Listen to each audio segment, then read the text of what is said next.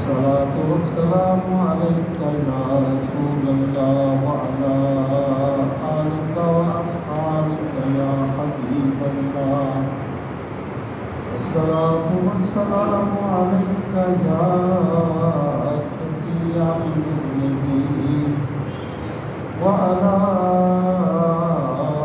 آلك وأصحابك يا رحمة للعالمين. صلى الله على محمد عدد ما ذكره الصابرون وعدد ما غفل عن ذكره الغافلون. یہ آخری لائن ہے سورہ الحجر شروع ہو رہی. اعوذ باللہ من الشیطان الرجیم. بسم اللہ الرحمن الرحیم. الف لام را تلک آیات الکتاب و قرآن مبین. یہ سورہ الحجر یہ مکی صورت ہے اور یہ اس وقت نازل ہوئی جب رسول کریم صلی اللہ تعالیٰ علیہ وآلہ وسلم نے منکرین کو دلائل کے جواب میں یا دلائل کے میدان میں لاجواب کر دیا اور وہ اتنی ضد پر اتر آئے کہ انہوں نے کہا کہ ہم کسی حال میں بھی آپ کی بات نہیں مانیں گے. تو اس تناظر میں اللہ تعالیٰ نے سورہ الحجر کو نازل فرمایا.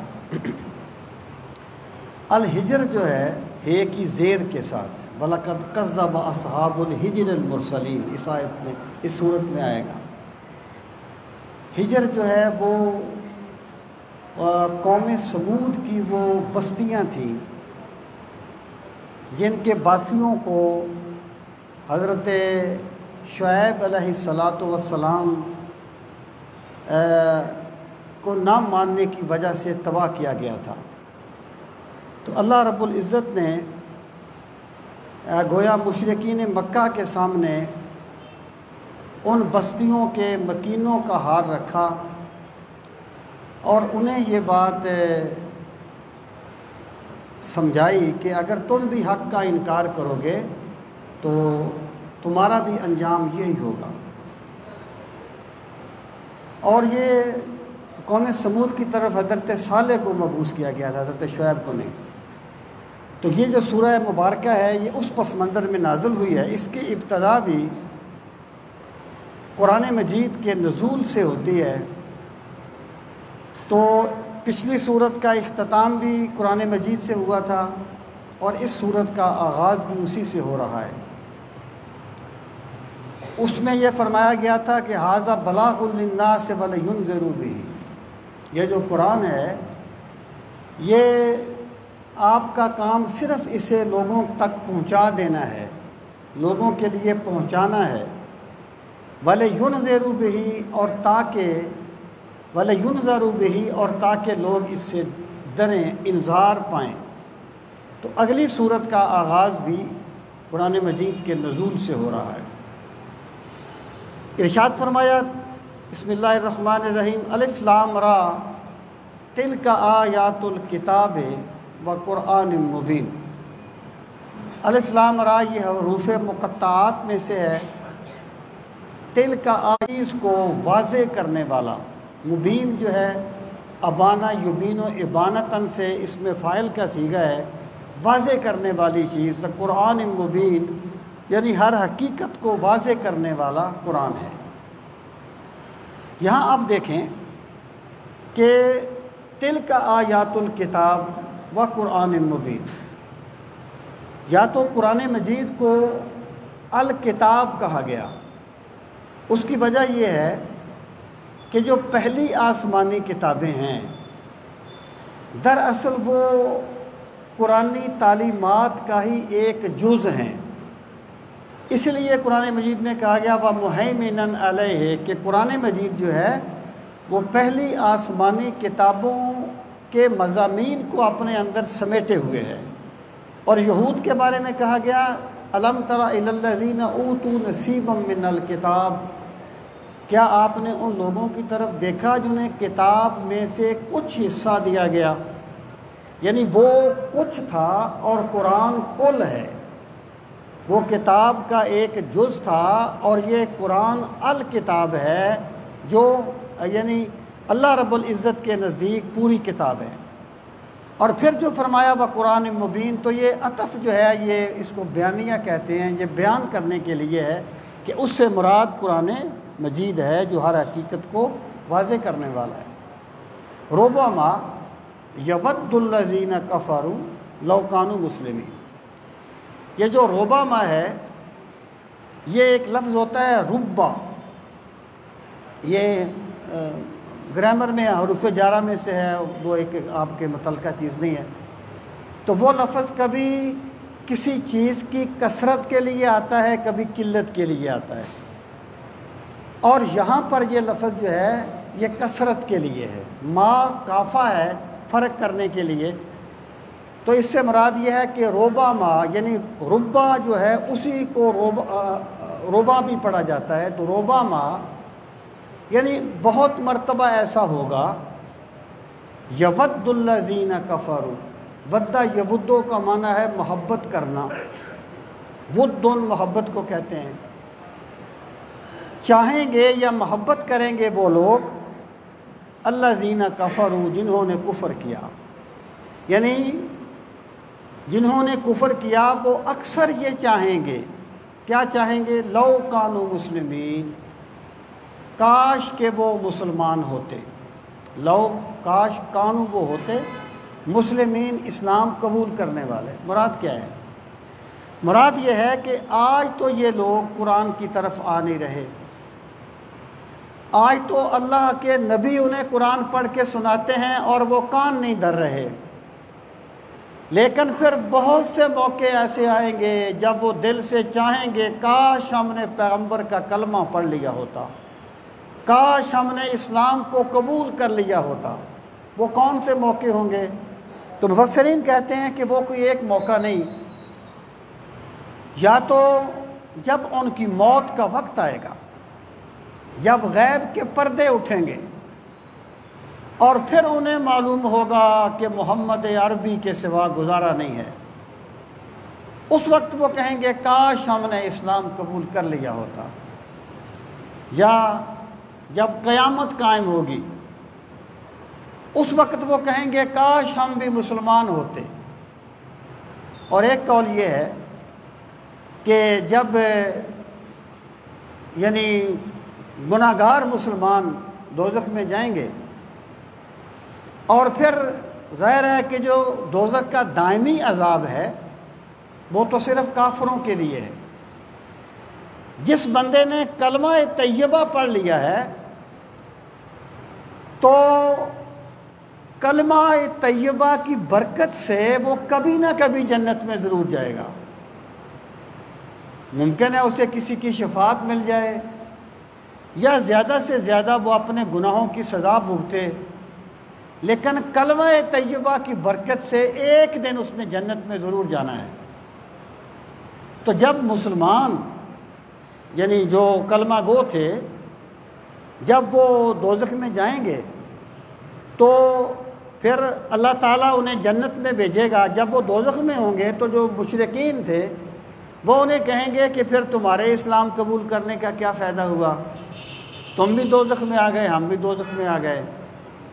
تو پھر اللہ تعالیٰ کلمہ طیبہ کی برکت سے انہیں جنت میں بھیج دے گا۔ اس وقت وہ کافر کہیں گے لو کانوا مسلمین، کاش آج ہم بھی مسلمان ہوتے۔ دیکھیں بات یہ ہے کہ وقت گزرنے کے بعد تو صرف خواہشات ہوتی ہیں۔ زیرک انسان تو وہ ہوتا ہے جو وقت کی قدر کرتا ہے اور کسی بات کو وقت پہ مانتا ہے، ورنہ جب فرعون کو بھی 2-4 غوطے آئے تو اس نے بھی کہا تھا میں بنی اسرائیل کے رب پہ ایمان لاتا ہوں، اللہ پاک نے فرمایا اس کے منہ میں مٹی ٹھونس دو، اب یہ مجھ پہ ایمان لاتا ہے۔ تو انسان کو چاہیے، یہ قرآن مجید میں بیان کیا گیا ہے کہ جب کسی بندے کی موت کا وقت آتا ہے تو وہ کہتا ہے یا اللہ مجھے تھوڑی سی مہلت دے دے، میں صدقہ کر دوں، میں تیری بندگی کر لوں۔ اس وقت خواہش کرنے کا کیا فائدہ ہے جب پردے اٹھ گئے، جب غیب غیب نہ رہا؟ تو اللہ پاک فرماتا ہے کہ آج تو یہ کفر کے مقابلے میں بڑے ڈٹے ہوئے ہیں، لیکن پھر بہت سے موقع آئیں گے جب یہ چاہیں گے کہ کاش ہم مسلمان ہوتے، پھر یہ مسلمان ہونا چاہیں گے، اللہ ان کا اسلام قبول نہیں کرے گا۔ آج اللہ کا نبی انہیں آوازیں لگا رہا ہے یہ اسلام قبول نہیں کر رہے، پھر یہ کرنا چاہیں گے، اللہ ان کے اسلام کو قبول نہیں کرے گا۔ تو انہیں چاہیے کہ یہ وقت پہ اس نعمت کی قدر کریں، وقت گزرنے کے بعد کوئی فائدہ نہیں ہوتا۔ اللہ پاک فرماتا ہے ذرہم، چھوڑ دے انہیں۔ وزارہ یزرو کا معنی ہوتا ہے چھوڑ دینا کسی چیز کو۔ ذرہم، اے میرے پیغمبر صلی اللہ علیہ وسلم آپ انہیں چھوڑ دیں، یاکلوا، کھاتے رہیں، ویتمتعوا، اور لطف اندوز ہوتے رہیں، ویلہہم الامل، اور انہیں غفلت میں ڈالی رہے لمبی امیدیں، فسوف یعلمون، ان قریب انہیں معلوم ہو جائے گا وہ کیا کرتے رہے۔ یعنی مراد یہ ہے، اظہار برات ہے کہ اگر یہ لوگ نہیں مانتے، دیکھیں بات یہ ہے اللہ تعالیٰ کے پیغمبر کسی بندے کے محتاج نہیں ہوتے، کسی گروہ کے محتاج نہیں ہوتے، بلکہ بندے محتاج ہوتے ہیں کہ وہ پیغمبروں کی بات کو مانیں۔ تو اللہ رب العزت فرماتا ہے کہ آپ ان کو چھوڑ دیں، یہ کیا کر رہے ہیں؟ کھا رہے ہیں، لطف اندوز ہو رہے ہیں اور لمبی امیدوں میں پڑے ہوئے ہیں۔ اس کا مطلب یہ ہو گیا کہ جو بندہ، وہ اکبر نے کیا کہا تھا کہ کیا کہیں احباب کیا کار نمایاں کر گئے، پیدا ہوئے نوکر ہوئے پینشن ملی مر گئے۔ یعنی جو بندہ اپنا سرکل یہی چلا رہا ہے کہ کھاتا ہے، زندگی سے لطف اندوز ہوتا ہے، لمبی امیدیں اس نے باندھی ہوئی ہیں، تو وہ ابو بکر و عمر و عثمان و علی کے راستے پر نہیں ہے، وہ کافروں کے راستے پر چل رہا ہے۔ وَيُلْهِهِمُ الْعَمَلُ، اور لمبی امیدیں انہیں غافل میں ڈالے ہوئے ہیں۔ فَسَوْفَ يَعْلَمُونَ، اللہ پاک فرماتا ہے ان قریب انہیں معلوم ہو جائے گا کہ انہوں نے کتنا غلط کیا تھا اور وہ کس راستے پر چل رہے تھے۔ وَمَا أَهْلَكْنَا مِنْ قَرْيَةٍ إِلَّا وَلَهَا كِتَابٌ مَّعْلُومٌ۔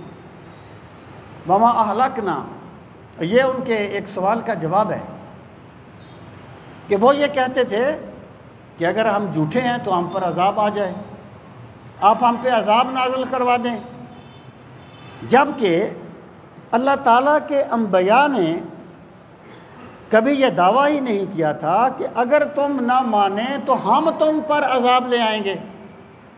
انہوں نے یہ بتایا تھا کہ اگر تم نہ مانیں تو اللہ تم پہ عذاب نازل کر دے گا۔ پیغمبروں نے کبھی دعویٰ ہی نہیں کیا کہ ہم تم پر عذاب نازل کر دیں گے، جبکہ ان کا یہی مطالبہ تھا کہ عذاب لے آئیں۔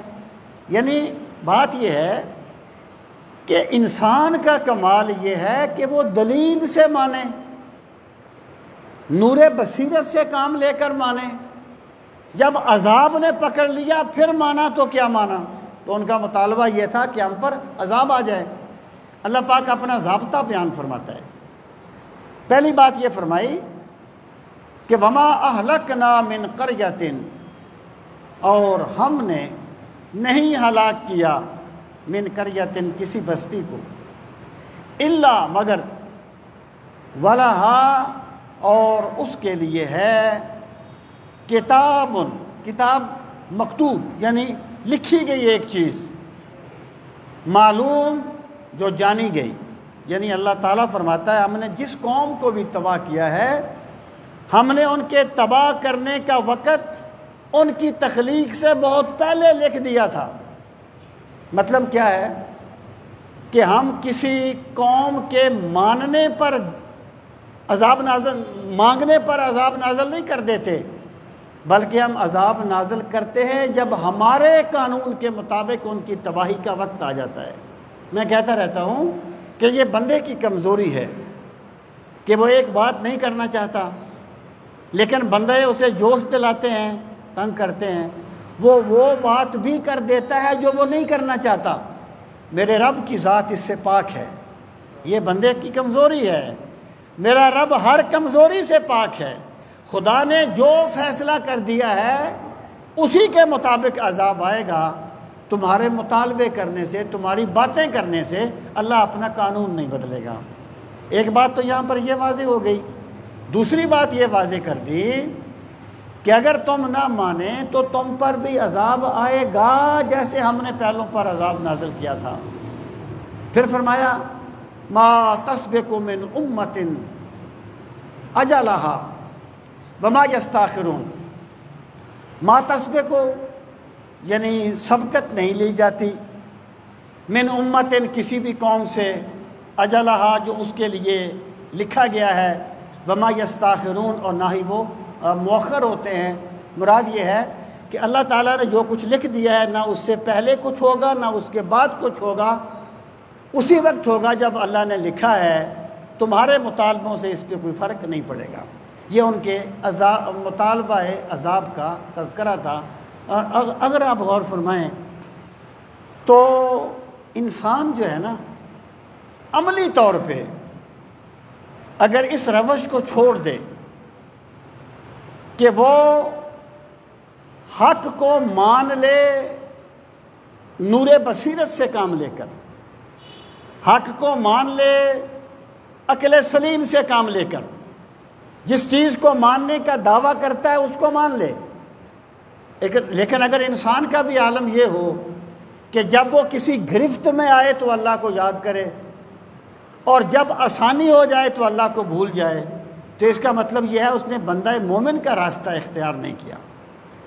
آگے اللہ پاک فرماتا ہے وَقَالُوا يَا أَيُّهَا الَّذِي نُزِّلَ عَلَيْهِ الذِّكْرُ إِنَّكَ لَمَجْنُونَ۔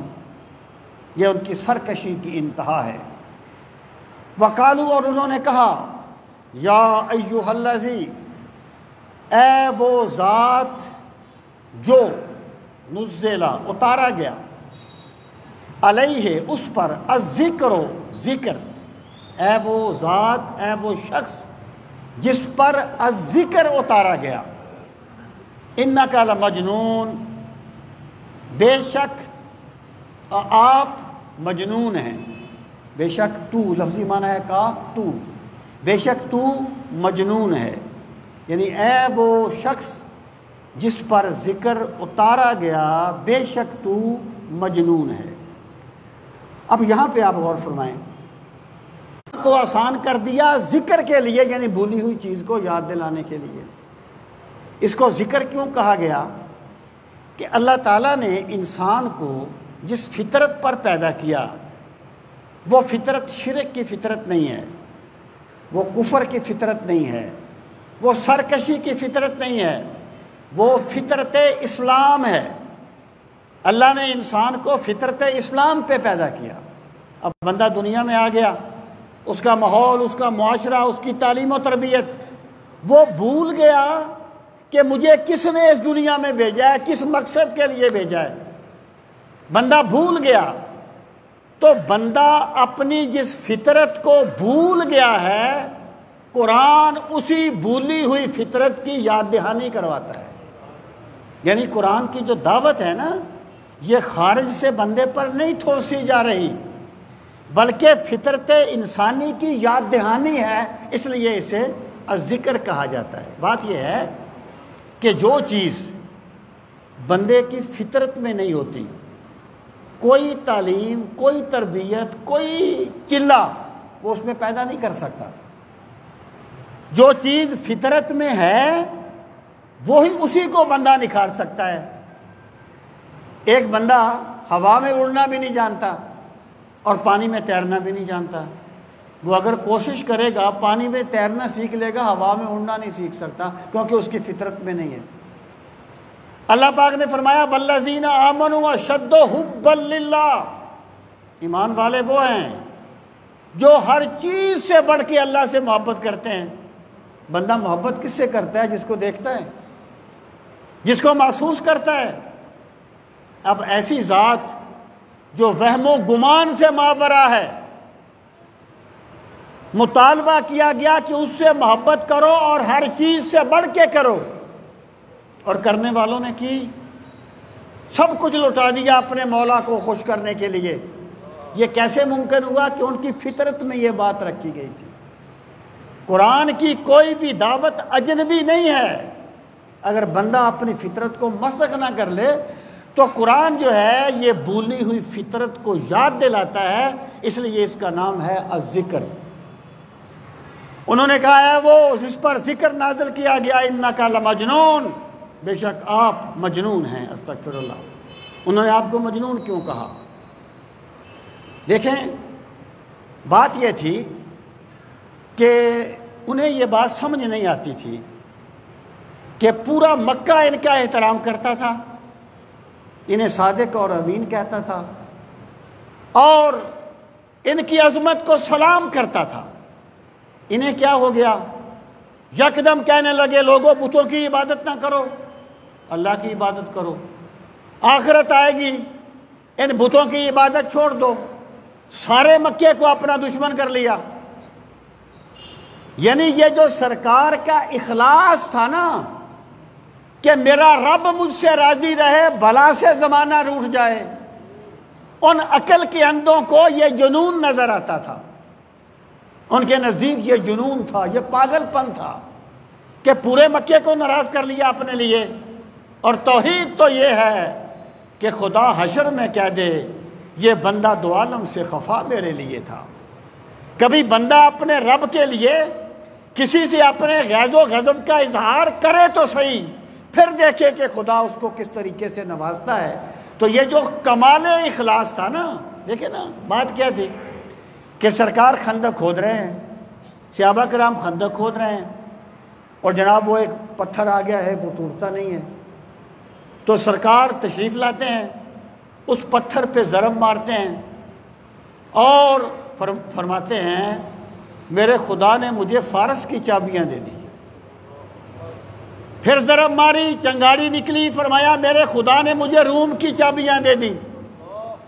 انہوں نے کہا، مشرکین منکروں نے کہا، منافقین نے کہا عجیب بات ہے کہ خندق کھود رہے ہیں مقابلہ کرنے کے لیے اور بشارتیں دے رہے ہیں روم اور فارس کو فتح کرنے کی۔ یعنی جو سرکار کا یقین کامل تھا، جو میرے رب کی نصرت کے وعدوں پر یقین تھا، ان عقل کے اندھوں کو یہ جنون نظر آتا تھا۔ تو اس کا مطلب کیا ہو گیا؟ میں کہا کرتا ہوں کہ جس بندے نے حق کے ساتھ اتنی وابستگی دکھا دی کہ لوگوں نے کہا یار پاگل ہو گیا ہے، اس نے بھی سرکار مدینہ کی سنت پہ عمل کیا ہے۔ آپ نے فرمایا نا اذکروا حتی یقولوا مجنون، اللہ کو اس طرح یاد کرو کہ لوگ کہیں پاگل ہو گئے۔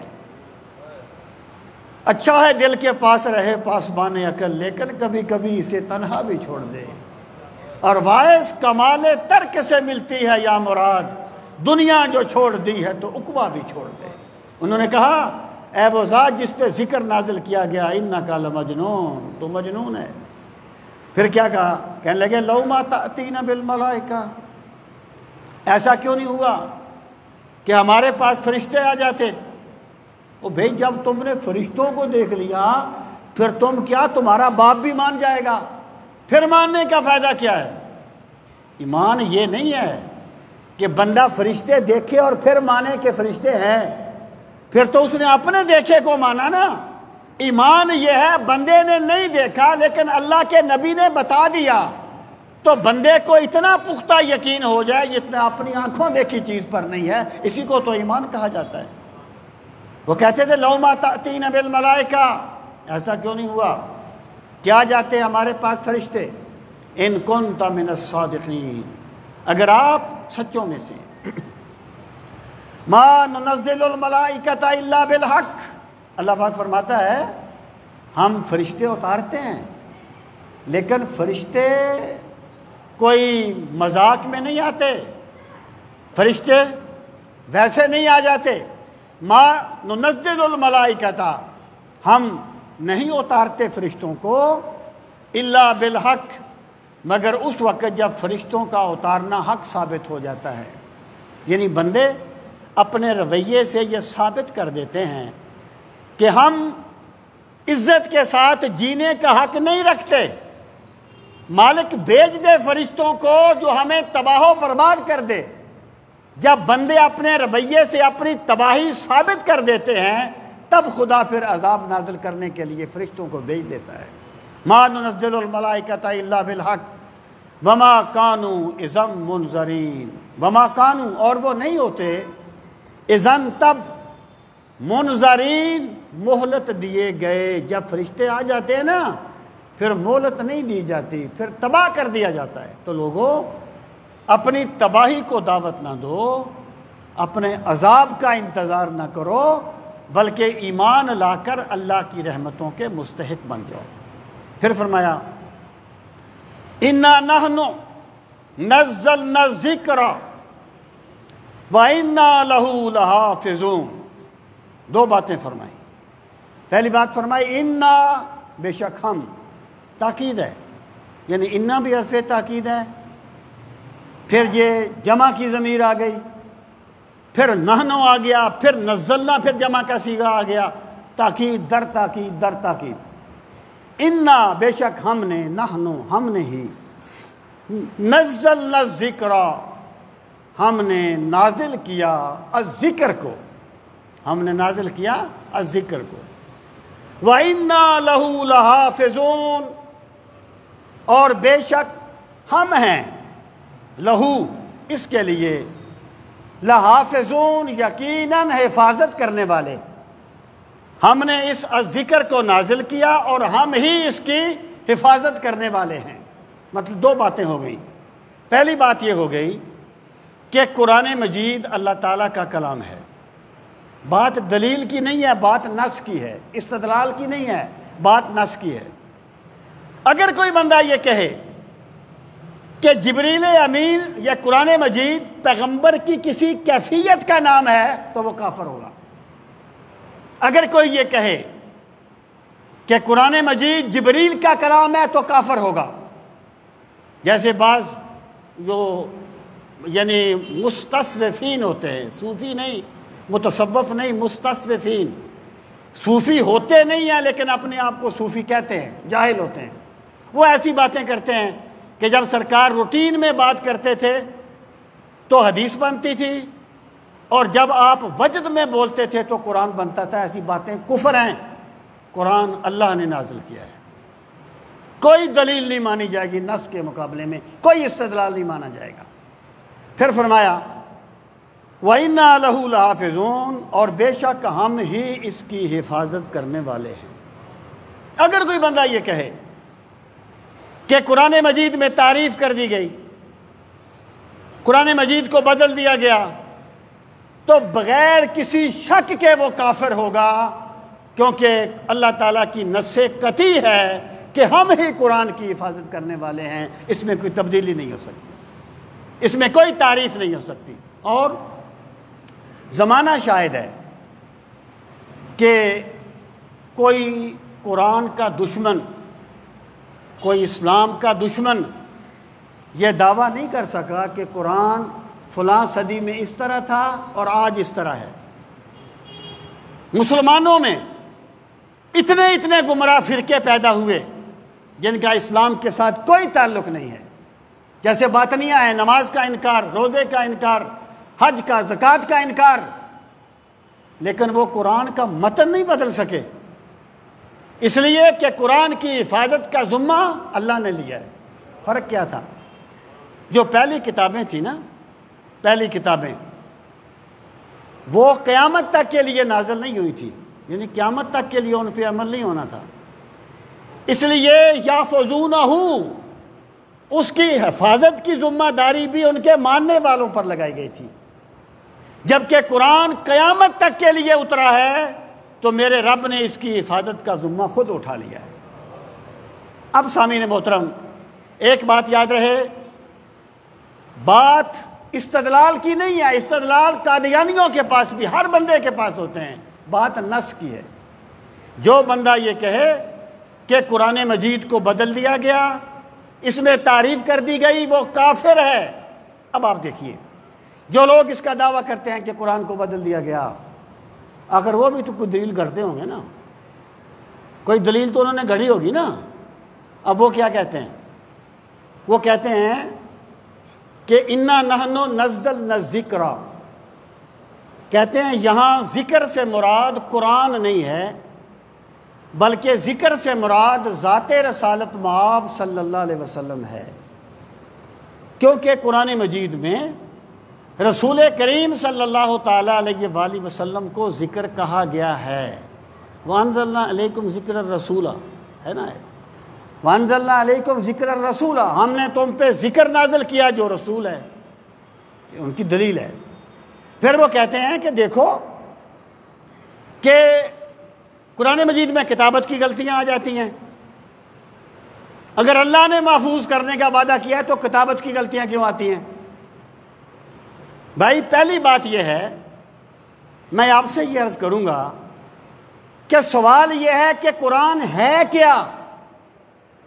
کیا قرآن کتابت کی غلطی کا نام ہے، یا قرآن اس کتاب مبین کا نام ہے جسے مشرق سے مغرب تک مسلمان پڑھتے ہیں، سارے پڑھتے ہیں؟ اگر غلطی آ گئی تو ہر بندہ چیختا ہے کہ یہ غلط ہے۔ انا نحن نزلنا الذکر کا مطلب یہ ہے کہ جیسے تورات میں تبدیلی کر دی گئی، انجیل میں کر دی گئی، لیکن ان کے ماننے والے تو انہیں تورات و انجیل ہی کہتے ہیں نا۔ ایسا نہیں ہوگا کہ کوئی غلطی چھپ جائے اور لوگ کہیں کہ یہ قرآن ہے، یہ ہو نہیں سکتا، کیونکہ اس کو محفوظ کرنے کا ذمہ میرے رب نے لیا ہے۔ ایک بات۔ دوسری بات یہ ہے، آپ کہیں گے کہ بہت سے گمراہ فرقوں نے دعویٰ کیا کہ ہمارے پاس یہ قرآن ہے، یہ اصل قرآن ہے۔ میں کہتا ہوں ایک بندہ اپنے گھر میں ایک کتاب لکھے اور پھر کہے کہ یہ قرآن ہے، تو کیا وہ قرآن ہوگا؟ او بھائی قرآن وہ ہے جسے دنیا قرآن کہتی ہے، اور وہ کہیں غار میں چھپا ہوا نہیں ہے، وہ امت مسلمہ کے پاس مشرق و مغرب میں پڑھا جاتا ہے۔ تو قرآن وہ ہے جسے دنیا قرآن سمجھ کے پڑھتی ہے، اس کی حفاظت کا ذمہ اللہ نے لیا ہے۔ اب آ جائیں، کہتے ہیں یہاں ذکر سے مراد جو ہے نا وہ سرکار کی ذات ہے۔ میں کہتا ہوں، میں یہ بات آپ سے بار بار کہتا ہوں کہ اگر قرآن کو اس کے ربط میں پڑھا جائے تو ان لوگوں کے پلے کچھ نہیں رہے گا جو ایسے دعوے کرتے رہتے ہیں۔ اگر قرآن کو ربط آیات میں پڑھیں کہ ربط آیات کیا ہے، بات کیا بیان ہو رہی ہے، تو ان کے پلے ایک چیز بھی نہیں رہے گی۔ اس لیے مستشرقین کے بعد جس نے یہ دعویٰ کیا کہ قرآن میں کوئی ربط نہیں ہے، اسے صحابہ نے ویسے ہی اکٹھا کر دیا ہے۔ یہ صرف وہ لوگ ہیں جن کے پلے کوئی چیز بچتی نہیں ہے اگر ربط مانا جائے گا۔ اب آپ دیکھیے، بات یہ نہیں ہے کہ سرکار ذکر ہے یا نہیں، سرکار ذکر ہیں، لیکن یہاں اس سے مراد سرکار نہیں ہے۔ کیوں؟ بات کہاں سے شروع ہوئی؟ یہ ہے مناسبات قرآن۔ بات شروع ہوئی تھی یا ایھا الذی نزل علیہ الذکر، اے وہ ذات جس پر ذکر نازل کیا گیا۔ مطلب کیا ہے؟ ذکر اور ہے، نازل کسی اور پہ کیا گیا ہے۔ انک لمجنون، تو مجنون ہے۔ کون؟ جس پہ ذکر نازل کیا گیا۔ جس ذات پہ ذکر نازل کیا گیا نا، ذکر، اسی ذکر کے بارے میں فرمایا انا نحن نزلنا الذکر، ہم نے محفوظ کر لیا اس ذکر کو، ہم نے نازل کیا اس ذکر کو۔ یعنی تم جو بھی کہتے رہو، قرآن مجید ہم نے نازل کیا ہے اور ہم ہی اس کے محافظ ہیں۔ تو بھائی جس ذکر کا پہلے تذکرہ ہو رہا ہے نا، وہی ذکر یہاں بھی مراد ہے، اور یہاں ذکر سے مراد قرآن مجید ہے، اور اس کی حفاظت کا ذمہ خود اللہ تعالیٰ نے لیا ہے۔ اب ارشاد فرمایا وَلَقَدْ أَرْسَلْنَا مِن قَبْلِكَ فِي شِيَعِ الْأَوَّلِينَ۔ شیعتن کی جمع ہے، شیعتن گروہ کو کہتے ہیں۔ وَلَقَدْ أَرْسَلْنَا، اور تحقیق ہم نے بھیجا، من قبل کا آپ سے پہلے بھی، فی شیع الاولین، پہلے گروہوں میں، یعنی پہلے بھی بڑی قومیں گزری ہیں جن میں ہم اپنا پیغام بھیجتے رہے ہیں، ہم نے اپنا پیغام بھیجا ہے، اور ہمارا پھر کیا ہوا، یعنی لوگوں کا رویہ کیا تھا؟ وما یاتیہم من رسول، ماں کے بعد الا آ جائے تو ماں نافیہ ہوتا ہے، وما یاتیہم، اور نہیں آیا ان کے پاس، من رسول، کوئی بھی رسول، الا مگر، کانو، وہ تھے، بہی، اس کے ساتھ، یستہزئون، اس کا مذاق اڑاتے، یعنی لوگوں نے، یہ دنیا کا ایک المیہ ہے، دنیا نے بادشاہوں کی تاریخ محفوظ کی ہے، پیغمبروں کی تاریخ محفوظ نہیں کی۔ انہوں نے مداریوں، جگادریوں اور شعبدہ بازوں کو سلام کیا ہے، پیغمبروں کا طنز اڑاتے رہے ہیں، پیغمبروں پر تان ہی کرتے رہے ہیں، الا ماشاءاللہ۔ تو اللہ پاک فرماتا ہے جب بھی ان کے پاس ہم نے رسول بھیجے، الا کانوا بہ یستہزئون، مگر وہ اس کا مذاق اڑایا کرتے تھے۔ کذالک نسلکہ فی قلوب المجرمین، کذالک، اسی طریقے سے، نسلکہ، سلک یسلک کا معنی ہوتا ہے چلانا، اسی سے سالک ہے، چلنے والا، ہم چلاتے ہیں، فی قلوب المجرمین، جرم کرنے والوں کے دلوں میں، لا یؤمنون بہ، وہ ایمان نہیں لائیں گے اس پر، وقد خلت سنت الاولین، اور تحقیق گزر گئی پہلوں کی سنت۔ اب دیکھیے اس سے مراد کیا ہے، کذالک نسلکہ فی قلوب المجرمین، اس سے کیا مراد ہے؟ اس سے مراد یہ ہے کہ یہ جو ان کی سوچ تھی نا، یا تو اس سے مراد یہ ہے کہ ہم اپنا پیغام ان کے دلوں میں اتارتے ہیں، لیکن یہ اپنی سرکشی کے سبب ایمان نہیں لاتے، یا اس سے مراد یہ ہے کہ وہ جو استہزاء کرتے تھے نا، مذاق اڑاتے تھے، ہم بطور سزا پھر ان کے دلوں میں حق کا انکار پیدا کر دیتے تھے، یعنی حق کا انکار بطور سزا ان کے دلوں میں داخل کر دیا جاتا تھا جب وہ حق کا انکار کر دیتے تھے۔ جیسے کہ وہ سرکار نے فرمایا کہ جب بندہ ایک گناہ کرتا ہے اس کے دل پہ سیاہ نقطہ لگ جاتا ہے، توبہ کر لے تو صاف ہو جاتا ہے، نہ کرے دوسرا نقطہ لگ جاتا ہے، یہاں تک کہ اس کا دل بالکل سیاہ ہو جاتا ہے۔ اسی طریقے سے جب ایک بندہ دیدہ و دانستہ حق کا انکار کرتا جاتا ہے تو پھر اللہ تعالیٰ اس سے حق قبول کرنے کا ملکہ سلب کر لیتا ہے۔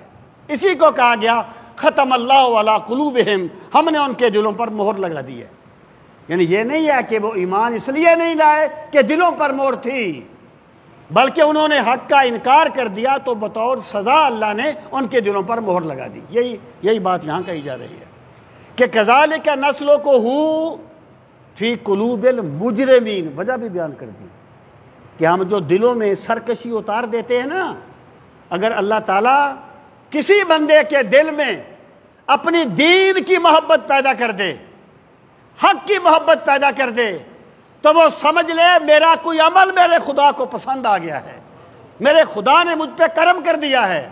اور اگر بندے کے دل میں حق سے بغاوت پیدا کر دی جائے تو اس کا مطلب یہ ہے خدا نے اس کے کسی عمل پہ اس کی گرفت فرمائی ہے۔ کذالک نسلکہ فی قلوب المجرمین، ہم یہ داخل کر دیتے ہیں جرم کرنے والوں کے دلوں میں، یعنی وہ مجرم پہلے تھے، ہم داخل بعد میں کرتے ہیں ان کے دلوں میں، ان کا جرم اس کا سبب بنتا ہے۔ رزلٹ کیا نکلتا ہے؟ لا یؤمنون بہ، پھر وہ ایمان نہیں لاتے، لا ہی نہیں سکتے۔ محبت کے لیے کچھ دل مخصوص ہوتے ہیں، یہ وہ نغمہ ہے جو ہر ساز پہ گایا نہیں جاتا۔ میرا خدا سرکشوں اور متکبرین سے اپنی یاد سلب کر لیتا ہے۔ لا یؤمنون بہ، اور وہ ایمان نہیں لاتے، نہیں لائیں گے۔ وقد خلت سنت الاولین، اور تحقیق گزر گیا پہلوں کا طریقہ، یعنی جس طریقے سے پہلوں نے انکار کیا تباہ کر دیے گئے، اگر یہ بھی انکار کریں گے تباہ کر دیے جائیں گے۔ اللہ تعالیٰ کا ضابطہ ایک ہے۔ اب فرمایا ان کی سرکشی کی انتہا کیا ہے؟ وَلَوْ فَتَحْنَا عَلَيْهِمْ، اور اگر ہم کھول دیں ان پر، بابا من السماء، باب دروازہ عام بات ہے، من السماء آسمان سے، فظلوا پس وہ ہو جائیں، فیہ اس میں، یارجون یہ عروج، ارجا یارجو اوپر چڑھنا، اسی سے معراج ہے یعنی ہم آسمان سے ایک دروازہ کھول دیں اور یہ دروازے پر چڑھنے لگیں، پھر کیا ہوگا؟ لقالو تو یقیناً وہ کہہ دیں گے، سکرت ابصارنا یعنی جادو کر دیا گیا ہماری آنکھوں پر۔ یعنی جو بندہ مانتا ہے نا وہ نہ دلیلوں سے مانتا ہے، نہ کوئی خلاف عادت چیزوں سے مانتا ہے، مانتا وہ ہے جو ماننے کی طلب کرتا ہے۔ جس کے دل میں طلب ہو نا اس کو اللہ ہدایت دیتا ہے۔ اب دیکھیے اللہ فرماتا ہے کہ اگر ہم آسمان کا دروازہ کھول دیں آسمان کی طرف اور یہ دروازے پر چڑھے تو مانیں گے نہیں، مانیں گے نہیں کہ عالم غیب بھی ہے، فرشتے ہیں، اللہ کے پیغمبر سچے ہیں، بلکہ کیا کہیں گے؟ سکرت ابصارنا، کہیں گے ہماری آنکھوں پر جادو کر دیا گیا ہے۔ مجھے بتاؤ کہ جب سرکار کے اشارے سے چاند شک ہو گیا تھا تو ابو لہب نے کلمہ تو نہیں پڑھ لیا تھا نا، ابو جہل نے کلمہ تو نہیں پڑھ لیا تھا نا، وہ ماننا چاہتا ہی نہیں تھا۔ جس نے ماننا تھا وہ تو سرکار کے روح زیبا کو دیکھ کر بھی کلمہ پڑھ لیتا تھا۔ بات تو طلب کی ہوتی ہے نا۔ انہوں نے کہا ہماری آنکھوں پر جادو کر دیا گیا، بل نحن قوم مسحورون، بلکہ ہم ایک ایسی قوم ہیں جو مسحور کر دی گئی ہے، جس پر جادو کر دیا گیا ہے۔ مراجعہ کہتے تو ہیں کہ معجزہ دکھاؤ، جب معجزہ دکھایا جائے تو کہہ دیتے ہیں یہ تو جادو ہے، یہ تو معجزہ ہے نہیں، کیونکہ ماننا چاہتے نہیں ہیں۔ اللہ تعالیٰ سب کو حق کی طلب نصیب فرمائے۔ وما علینا الا البلاغ المبین۔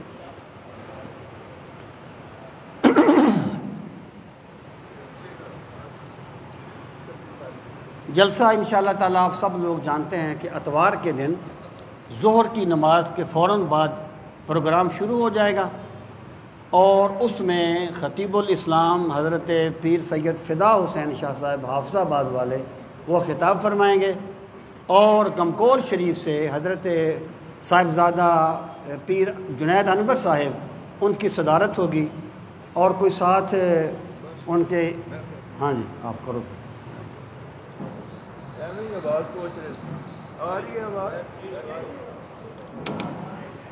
5 منٹ پہنچ جاندی ہے، گھنٹہ نہیں پہنچ دی۔